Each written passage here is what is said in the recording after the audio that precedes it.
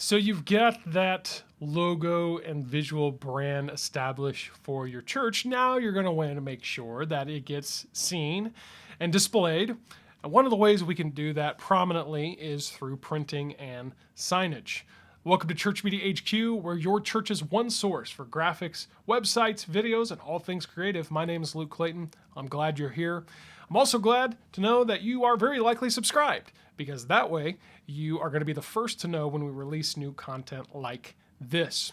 So here is a kind of debated topic, but I really do believe that printing is still relevant, and I really do believe that it always will be in one way or another, because it is a very simple way to share or display info.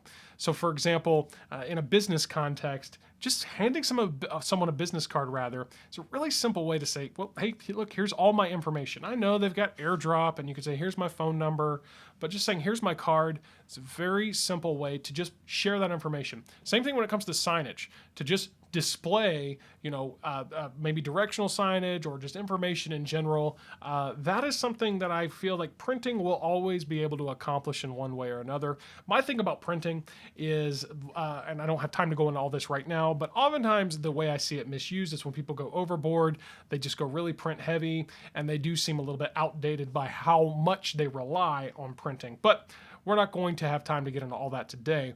What we are going to do is work through our three-part framework, looking at each of the things we should be emphasizing at our church. So let's talk first about worship. How can printing apply here? Well, the most obvious way is with directional signage. So having signage around your campus, around your building, that points people to where your main worship is, your auditorium, your sanctuary. This is going to be key. I believe that there's always a place for that. No matter how simple you may think the layout of your property is, you always want to have directional signage. Something else you could do, we talked earlier about if you're not able to project lyrics on screens, you could include lyrics in a handout and having some type of, in general, just worship guide that talks about, like I said, has those lyrics there so people can follow along. I've seen this in this application of printing in churches before, and I think it's a great idea. Now, when it comes to teaching, thinking of that worship guide, you could also include, your notes, your sermon notes in there. Maybe, again, you're not in a place where you can project them. Even if you are, you could also include, I see this and you've probably seen it many times, maybe your church is doing it. You can include the notes for the sermon right there in the handout. When it comes to connection, this is where, staying on the topic of that info and worship guide, you can include info about what's coming up at your church. Now, some people call this a bulletin, worship guide, whatever you want to call it. The only thing I'll say is don't overthink this and don't make this too complicated. I've seen many versions of this that feel more like a menu than it does a simple, bulletin or worship guide. I'm a big fan of it being at most just a half fold, piece of maybe 8.5 by 11 half folded. Even if you can figure out a way to make it just a simple one sheet front and back, I think that less is more, because you have to remember these are going to be primarily for people it's your first time. You're wanting to say, hey, here's a little bit of information about our church, what you can expect today. Like I said, there's the lyrics for the song if you don't know them. And then also there is the notes for our sermon. Oh, and here's a little bit about what we do, our small groups, our connection opportunities, and things like that.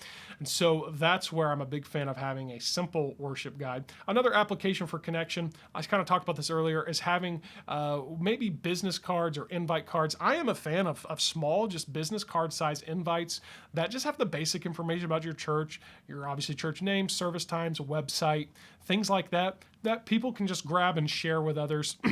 My reason for making it smaller is the smaller tends to make it easier for people to grab it. It's more subtle. People might feel more comfortable handing that out than they would maybe something larger. So what can you do? Well, first, let's think through the signage. Again, let's not assume that guests are going to just figure it out. You want to direct them to all significant locations, your worship classes, or your kids' classes. If you've got places for adult classes, you just want to make sure you're very clear in your directional signage there.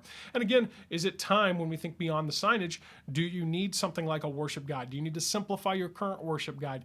Do you need to update and maybe get some simple invite cards that people can grab and share with other people. What can we do for you? Well, one of our little known services is that of printing. We actually offer professional production printing because what we strive to do is be a one-stop shop for both design and print. Now, we could do one or the other, but ideally, we like to offer both so that once you approve any artwork we design, we can simply send it to print and have it delivered right there to your door, and they come right to you. You can find more about that there at churchmediahq.com/start. All right, now it's time to move back into the realm of digital and get a little bit more advanced as we go a little bit deeper into the topic of video.